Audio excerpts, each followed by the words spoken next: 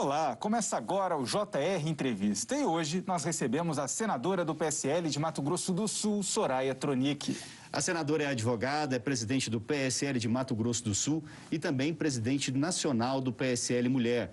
No Senado preside a Comissão de Agricultura e Reforma Agrária. Senadora, muito obrigado pela sua presença aqui no JR Entrevista. A senhora também preside a Frente Parlamentar para a Transparência dos Gastos Públicos. Eu queria começar o programa falando sobre o combate à corrupção. Nós tivemos, principalmente agora durante a pandemia, muitas denúncias, de desvios de recursos, principalmente na área da saúde. Como que a senhora tem visto esse trabalho de combate à corrupção? Obrigada, Thiago e Yuri, por me receberem aqui. Bom, eu tive uma ótima notícia. Agora foi que o TCU aceitou trabalhar na investigação dos recursos que foram enviados por mim para a pandemia. Fiquei muito feliz, porque eu costumo sempre reclamar que o legislador ele tem duas obrigações: legislar e fiscalizar. O Congresso Nacional coloca à sua disposição uma estrutura fantástica para você legislar em todas as áreas que você imaginar. A área que não é tua, Eu sou advogada, então eu me meto bastante nas questões, que tem a ver com o direito, tem a ver com o processo, mas em questão de medicina, em certas áreas, a gente não sabe e a gente tem pretensões de legislar, então você tem uma estrutura. E não temos estrutura para fiscalizar, que é uma função precípua do legislador, é uma obrigação. Então, eu fiquei um tanto quanto decepcionada, confessei lá já várias vezes dentro do próprio Senado, e descobri também que o TCU não investiga tudo, e nem aquilo que você denuncia, ele pega por amostragem, porque é impossível fazer essa fiscalização. E mesmo assim têm sido encontradas muitas irregularidades. Sim, eles vão no treio ali da fumaça, tal, eles já sabem muito bem fazer esse trabalho.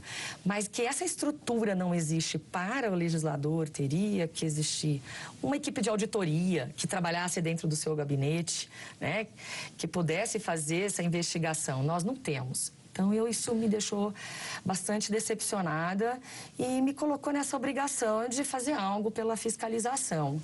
E foi aí que nós criamos essa frente parlamentar. Ela houve um tempo atrás, ela já existiu, mas ela estava morta e nós reavivamos essa frente.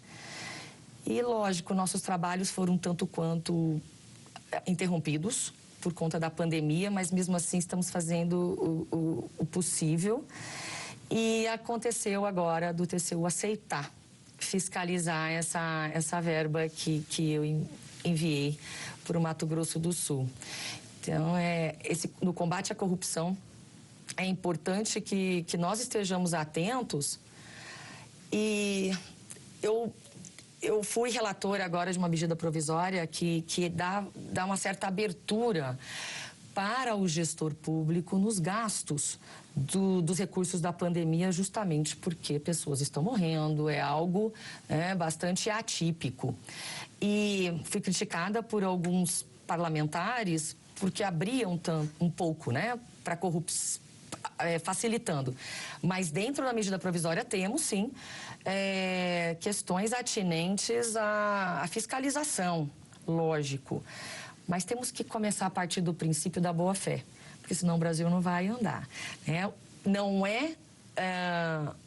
é dever do legislativo trabalhar em relação à corrupção, como é a Polícia Federal, enfim. Então, cada um que faça o seu trabalho.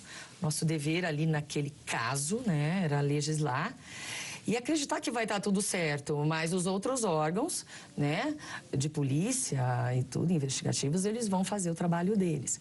Mas precisamos avançar nessa agenda anticorrupção, porque temos muitos projetos de lei andando e que, mesmo antes da pandemia, nós já estávamos tendo dificuldade em pautar. E por falar nesses projetos de lei, nós temos hoje, né, 2 propostas de combate à corrupção, com 9 medidas, cada uma delas, uma no Senado e uma na Câmara. No que elas convergem, no que elas divergem, o que a gente pode chegar a um denominador comum para finalmente aprovar alguma medida, que já estamos discutindo medidas de combate à corrupção há muitos anos no Congresso, né, senadora? Olha, é complicado porque todos os dias nós estamos querendo mexer, tirar uma e colocar outra, a Câmara também. Não estamos tendo condições de nos unir em comissão para fazer isso. Portanto, todos os dias nós queremos trabalhar nelas, achando que não vai dar certo uma ou outra, mas a questão de combate à lavagem de dinheiro, que é muito comum,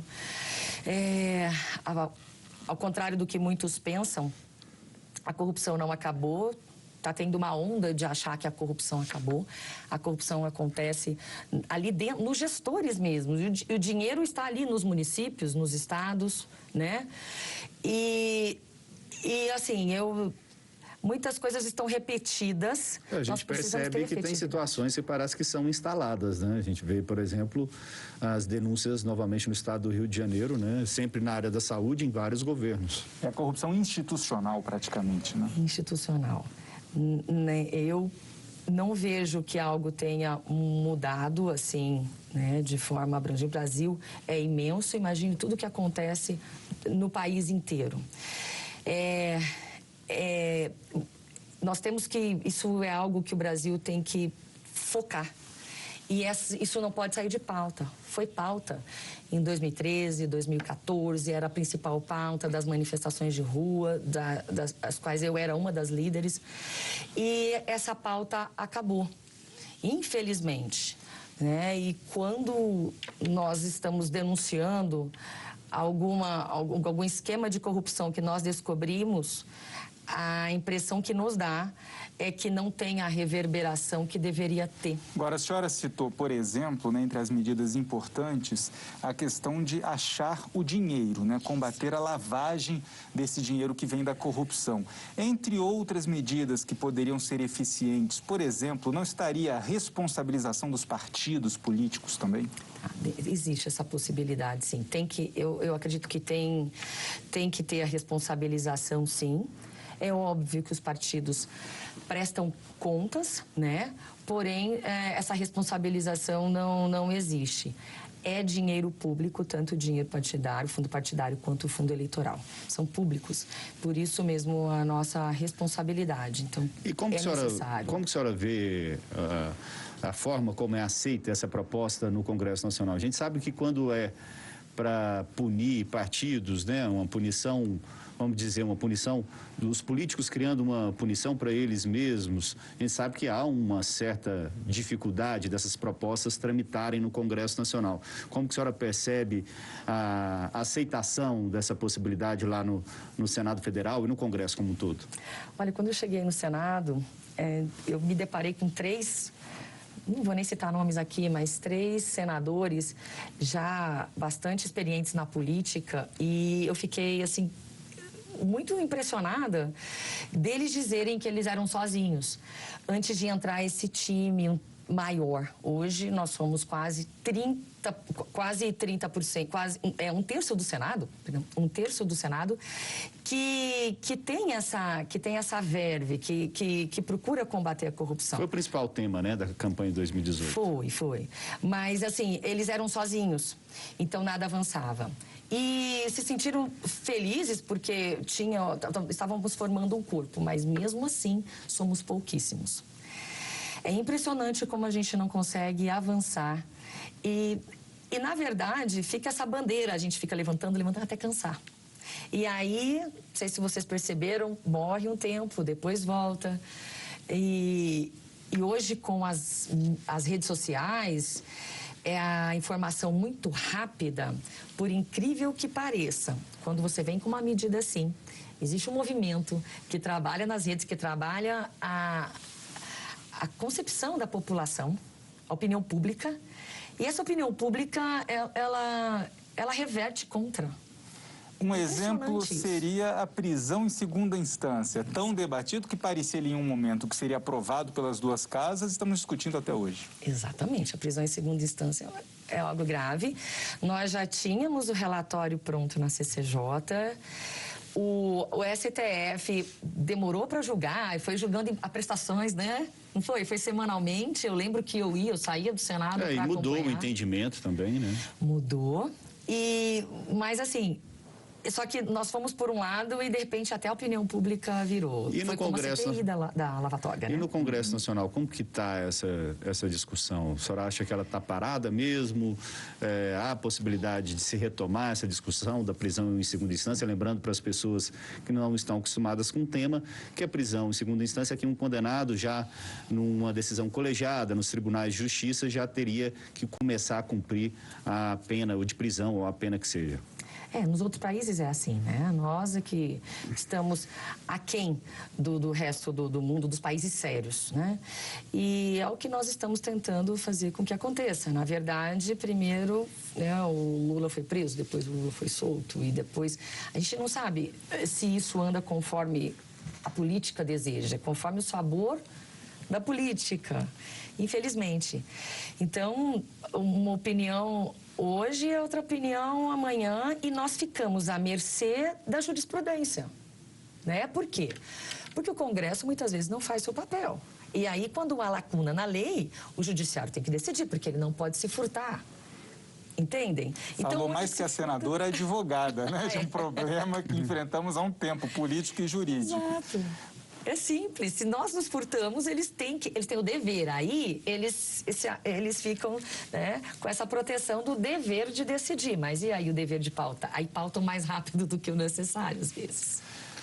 E você pode assistir ao JR Entrevista na Record News às 10h30 da noite, no portal R7, no Play Plus, no Jornal da Record, no JR 24 horas à 00h30 e também nas nossas redes sociais. Senadora, a senhora, qual que é a opinião da senhora a respeito do foro privilegiado? A gente já teve uma mudança de entendimento por parte do Supremo Tribunal Federal de que os casos de foro privilegiado são apenas os relacionados ao período do mandato, que tem a relação com o mandato do parlamentar. Mas a senhora é a favor do fim por completo do foro privilegiado ou não? Qual que é a opinião da senhora? Olha, eu sou a favor do fim do foro privilegiado. Porém, eu me recordo na época de faculdade, um dos professores, na verdade, a minha área é a civil e a área de família, mas uma coisa ficou muito na minha cabeça. Quando você tem o foro privilegiado, você só tem uma instância. Não tem para onde recorrer. Você não tem para onde recorrer. Então, muita gente, às vezes, eu acho que o privilégio é você ter primeira instância, aí você vai para o Tribunal de Justiça, aí você tem vários recursos, né? Então, as pessoas não sabem disso. Existe uma desinformação a respeito disso. Porém, as pessoas acham que, de repente, um parlamentar, né, lá no STF, ele consegue, dentro dos 11 manipular. Mas será que o problema não é justamente o trabalho que é feito no Supremo? O Supremo é um tribunal constitucional e aí ele passa a julgar crimes penais e não tem uma estrutura como tem na primeira instância, na segunda instância. Qual que é a avaliação da senhora com esses argumentos que eu apresentei aqui também? Acaba até privilegiado, né, Tiago? Porque demora muito para começar o julgamento, né? Esse é o grande problema. Chega no Supremo, se fosse tão ágil como a primeira instância, que nem é tão ágil assim, mas se fosse como a primeira instância, seria muito ruim ter o foro privilegiado, mas praticamente não se julga, caso nenhum. Tá, mas vamos lá. Vamos colocar em última instância aqui, que foi o caso da juíza Selma, né? Foi TSE. Foi muito rápido. Foi um dos julgamentos mais rápidos da história que eu conheço. Nunca vi nada tão rápido. Uma exceção. Então, não é por conta da máquina, é por conta da vontade. Sinto muito em dizer, tá? Aí, os outros que não têm tanta relevância, que não têm né? Esses aí vão para aquela fila mesmo. Mas seria mais rápido, porém, eu não vejo uma facilidade em você se defender lá, no foro privilegiado.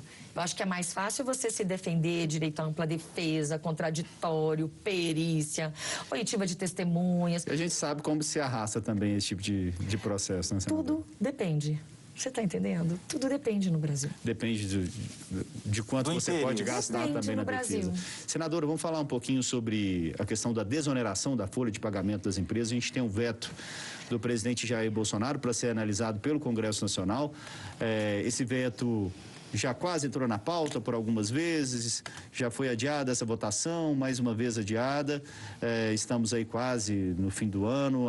Como que a senhora percebe essa discussão no Congresso Nacional? Vê vontade política e maioria para a derrubada do veto ou não? Qual que é a sua visão sobre o tema? Olha, a questão é a seguinte, nós temos uma articulação lá do próprio ministro Ramos, existe uma articulação política. E a articulação política do ministro Ramos, ela acontece, a assessoria trabalha, sabe? Porém, nessas questões, nós precisamos também de uma articulação técnica do Ministério da Economia, porque ainda pairam dúvidas. Nós estamos escutando os setores da economia, estamos escutando os empresários, inclusive os próprios funcionários de empresas estão extremamente preocupados, justamente porque já fizeram certas contas, né? A ameaça de demissão em massa é enorme. É real, né? É real, é real. Fora o que já está acontecendo por conta da pandemia, né? Apenas. Então, eu me preocupo muito porque é um empresariado que carrega nas costas o país, sem dúvida, tá? E como é que nós vamos fazer com essa demissão que é real? Nós precisamos de mais informação técnica, tem muitos senadores ainda, muita gente no Congresso em geral, não se sentindo seguro com os números. E indo apenas, não dá para você ir na onda. Ainda mais a nossa casa, que é a casa revisora, existe uma atenção mais cuidadosa e nós queremos saber os números. Enquanto eu não estiver segura, e se tiver que conversar sobre uma possível derrubada, nós estamos já nos preparando para conversar antes de acontecer. Antes. Para que não tenhamos problemas com o governo, porque eu voto de todas as propostas do governo, a minha votação é 99%. O único voto meu foi contra o COAF e eu continuo assumindo, eu votaria de novo a mudança do COAF. Então, a nossa preocupação é a preocupação técnica. Os números que nos convençam ainda não foram colocados pelo Ministério da Economia. Agora, outra dificuldade é que o governo acena para os parlamentares com uma desoneração ampla para todos os setores e não setores somente beneficiados hoje. Mas fica difícil para os parlamentares trocarem algo concreto por uma promessa, né? Exato. Por isso que nós precisamos olhar para o ministro, olhar para a equipe econômica, mas ter uma conversa com a equipe econômica. Nós não tivemos essa conversa ainda. Precisamos ter antes de analisar esse veto que é tão importante para a nossa economia. Se ganha de um lado, nós vamos perder do outro. E essa equação nós não estamos a par. Vocês já fizeram, os parlamentares, os senadores que fazem parte da base do governo, já fizeram esse pedido para o Ministério da Economia, para o ministro Paulo Guedes, para ter essa conversa, essa explicação? Creio que sim, mas até agora não veio a resposta. Nós já falamos para a liderança e tal. E eu creio que a gente ainda terá essa resposta. E nós precisamos estar 100% seguros, porque de todos os setores que nós conversamos, cada hora eu recebo uma conta, uma teoria, um número que eu não consigo comparar. Não é a minha área economia, então eu preciso ter pleno amparo. A questão de demissão de mais profissionais. Temos como suportar mais, não temos como. Quer dizer, então tudo encaminha para que o governo possa esclarecer a situação e tiver de forma imediata, trazer uma solução imediata. Senão o veto vai ser derrubado, é isso? Vai ser derrubado. E não basta o próprio Ministério da Economia não dá estrutura para o ministro Ramos articular, porque aí simplesmente vamos esse aqui derrubar, né? Vamos derrubar tais e tais e tais, e nós concordamos na manutenção de tais e tais, né? Não basta. O ministro Ramos agora, neste momento, que é tão sério assim, nós precisamos dessas duas informações. Obrigado, senadora. O JR Entrevista faz agora um rápido intervalo e na volta vamos falar sobre o papel das mulheres na política e a participação feminina nas eleições municipais desse ano. Voltamos já. E nós estamos de volta com o JR Entrevista. A nossa convidada de hoje é a senadora do PSL de Mato Grosso do Sul, Soraya Tronic. Senadora, nosso assunto agora é a mulher na política. A senhora preside o PSL Mulher e a gente tem aí as eleições municipais daqui a pouco aí. Como a senhora tem visto a participação feminina nas eleições municipais de 2020? Olha, as mulheres, elas sempre mencionam, né, uma vontade muito grande de participar na política e da dificuldade. A minha eleição aconteceu assim, de uma forma... Eu já estava nos movimentos de rua, tal, veio o convite e mesmo sem acreditar e sem ter fundo eleitoral e nem o fundo da parte das mulheres, eu logrei êxito, mas isso não vai... Os 30%. Nada disso eu recebi. Foi só a doação mesmo, acho que foi uma das campanhas mais baratas da história do Senado. Mas isso, confesso, que não é fácil de se repetir. Portanto, o nosso trabalho foi muito focado e eu já havia sido convidado pelo presidente Jair Bolsonaro para presidir o PSL Mulher. E aí o presidente Luciano Bivar me convidou. E me convidou com... A proposta foi também, assim, veio com dever... E ele acredita que eu consigo fazer isso, que eu consiga, né? E estou conseguindo, de manter uma candidatura muito transparente e limpa. A procura foi muito grande e foi interessante no PSL Mulher, no PSL em si, que nós, para coibir candidaturas laranjas, porque nós não iríamos permitir jamais, né? O que foi pensado? Se a lei determina 30% para cada sexo, para o sexo independente, né, na verdade, nós vamos fazer 31%. Nós vamos colocar uma mulher a mais. E esse foi o desafio que eu lancei. E ainda não foi fechado o número exato, estamos ainda fechando as candidaturas, né, prestes a entrar na campanha eleitoral. Que é principalmente a disputa proporcional, né? Que nesse caso é para disputa pelas câmaras municipais, candidaturas a vereador. E nós conseguimos colocar mais de 30% de mulheres em todos os estados e tivemos uma grande surpresa no Amapá. No Amapá, 70% de mulheres e 30% de homens. A dificuldade foi encontrar homens. Então, aquele valor dos 30%, nós iremos designar aos homens e as mulheres irão dividir a outra parte do fundo. Isso é inédito. E até fecharmos tudo isso, com os números exatos, eu tenho certeza que nós vamos conseguir fazer história nesse país de dar essa virada. E quais foram as medidas adotadas? Qual foi a preocupação da senhora? Que pontos foram levados ao partido, né? Procedimentos alterados para que se evitasse o que aconteceu nas eleições de 2018 e que trouxe esse resultado, né, tão grande de inverter a cota agora, mais mulheres que homens? Exato. O partido, ele... desde que eu estou fazendo parte, ele tem trabalhado na transparência, tanto que quando você abre o nosso site, a primeira coisa que você vê é a transparência. E para mim isso é muito importante, eu presido essa comissão, essa frente parlamentar da transparência, né? Da gestão do dinheiro público, o dinheiro do partido é público, né? E também adotou um sistema de compliance, que foi muito importante. Então, todos os contratos, tudo que aparece...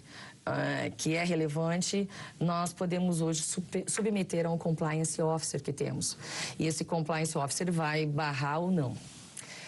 Tanto que, nessas investigações, né, de propostas, logo que começaram as propostas, nosso sistema interno tem que ser alimentado pelos presidentes de municipais e presidentes das estaduais das possíveis candidaturas. E nós vimos candidaturas que não tinham chance nenhuma, em que o gestor do partido está pedindo o teto para essas candidaturas. Quando eu verifiquei uma bastante duvidosa Eu comuniquei o partido, né, fiz questão de protocolar e disse que dessa candidatura eu me eximia de todas as responsabilidades. Ou seja, foi um pente fino em fino. cada candidato, no perfil dos candidatos. Exato. E estamos ainda fazendo o pente fino. Mas não temos ideia se nós vamos conseguir coibir todos, porque numa campanha tão grande como essa, onde você tem mais de 20 mil candidatos, é difícil. Até homem pode ter uma candidatura laranja, né? E você pode assistir ao JR Entrevista na Record News às 10h30 da noite, pelo portal R7, no Play Plus, no Jornal da Record, no JR 24 horas, à meia-noite e meia, e também nas nossas redes sociais. Senadora, a senhora tem uma ligação com o presidente Jair Bolsonaro e também está na cúpula do PSL. Como a senhora tem visto essa possibilidade de retorno do presidente ao partido? A gente sabe que existem essas conversas, mas que o presidente só deve tomar uma decisão após esse período eleitoral. Tem alguma novidade? Como a senhora tem acompanhado essa discussão?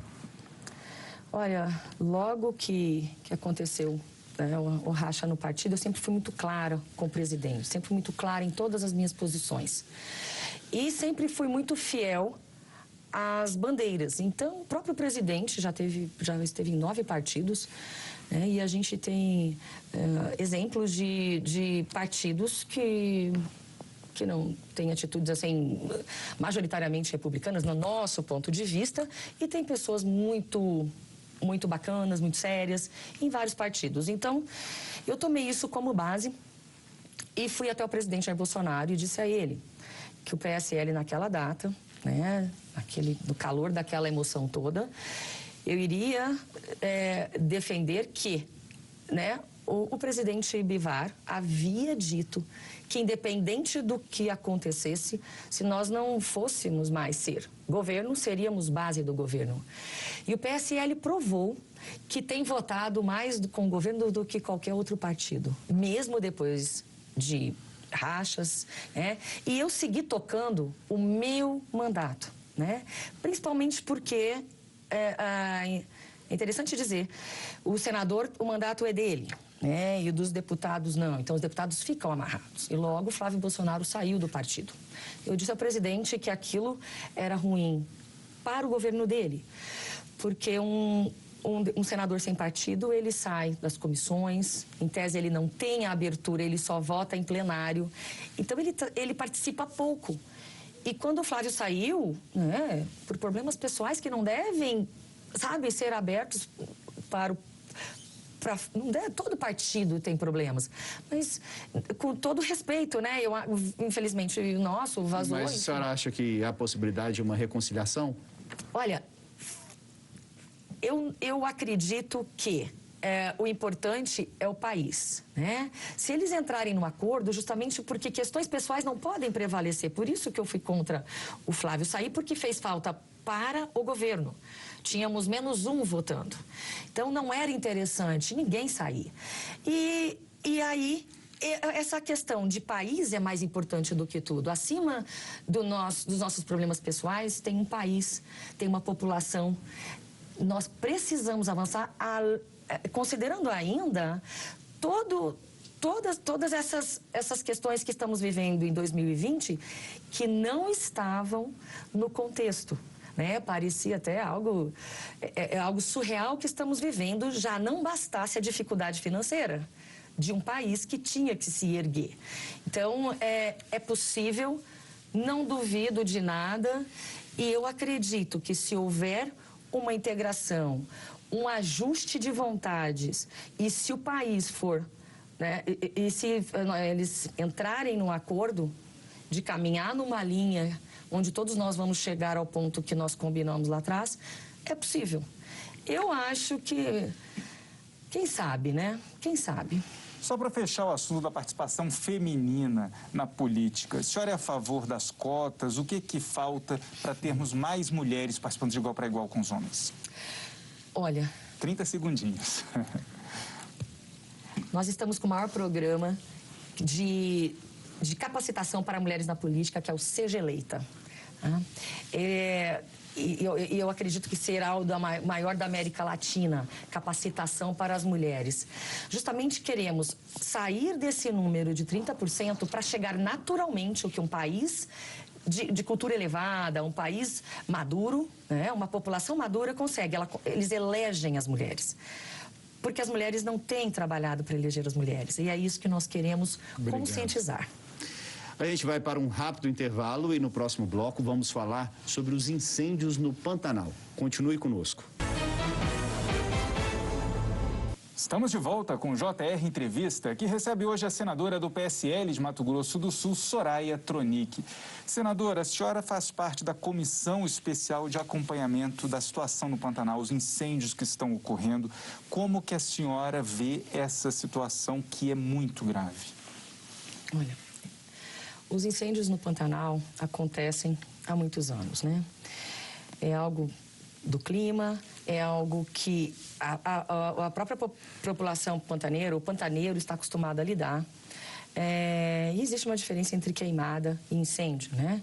Tem aquela questão da queimada que é organizada, que é necessária fazer de uma certa forma, de uma forma controlada, justamente para coibir que o incêndio aconteça, né? Nós temos casos agora, neste momento, de fazendeiro que não teve a sua área queimada justamente porque a sua área incendiada porque ele fez a queimada que um tempo atrás, 2, 3 anos atrás, ainda era permitida. Os aceros, né? Exato. E a comissão parlamentar? A comissão parlamentar está acompanhando essa situação de que forma? Estamos acompanhando e pedimos logo de pronto ao executivo para que nos desse suporte. Foi dado suporte financeiro, né? Já são 3 milhões de hectares em área que já foram destruídas pelo fogo, animais, é uma catástrofe. E agora veio à baila essa questão do Estatuto do Pantanal, de se criar algo maior para proteger o bioma, como acontece na Amazônia, enfim. E nós ainda vamos, em poucos dias, sobrevoar a área do Mato Grosso do Sul. Na semana passada, sobrevoaram a área do Mato Grosso, que alastrou de uma forma muito mais significativa, né? E a preocupação é muito grande. Lá no Mato Grosso já temos até abrigo para apoio dos animais que estão feridos. Mato Grosso do Sul ainda não temos. E ainda estamos, assim, dia a dia tentando coibir. Na verdade, tem um incêndio, tem a parte criminosa que precisa ser apurada. E nós temos de trabalhar na conscientização e também na legislação para evitar isso. E por isso é importante voltar à possibilidade das queimadas estratégicas para que isso não aconteça. O Pantanal enfrenta a maior estiagem dos últimos 60 anos. Então é claro que esse período de seca prolongada, né, piorou a situação, mas isso é só parte do problema, né? Quais são as medidas necessárias que a senhora defende para que isso não se repita mais? Olha, as queimadas, que são as estratégicas, precisam ser regulamentadas, precisam ficar no nível de legislação federal muito bem colocadas, justamente para que não tenhamos mais esse tipo de problema. Estão trabalhando agora a nível federal a questão do Estatuto do Pantanal. E o que nós sofremos em relação ao Pantanal, e é o que é dito pelos pantaneiros, que mais do que ninguém sabem lidar com o seu bioma e nunca tiveram um problema dessa magnitude, sempre controlaram. Nós temos também que ouvir esse outro lado, ouvir a outra voz e ouvir o pantaneiro. Ele tem que participar, tanto os juristas como juntar o agro. Pela primeira vez estamos tendo os ambientalistas e os produtores rurais, todos juntos, de uma maneira harmônica, tentando resolver o problema. Mas a questão do Estatuto do Pantanal parece bonita a priori, mas aqui no nosso nível. O importante é ouvir o povo pantaneiro. O que eles acham disso, né? Então, eu estou tendo resistências, estou recebendo uma resistência em relação ao povo do Pantanal. E eu entendo que são eles os principais atores, né, desse grande problema. Eles sabem mais do que nós resolver isso. Então, ouvi-los para encontrar a solução é primordial. Perfeito, senadora. Muito obrigado pela participação aqui com a gente. O JR Entrevista fica por aqui. Lembrando que você pode assistir ao programa na Record News às 10h30 da noite, no portal R7, no Play Plus, no Jornal da Record, no JR 24 horas à meia-noite e meia e também nas nossas redes sociais. Nós agradecemos a sua presença, a presença da senadora Soraya Tronic. O JR Entrevista fica por aqui e até uma próxima.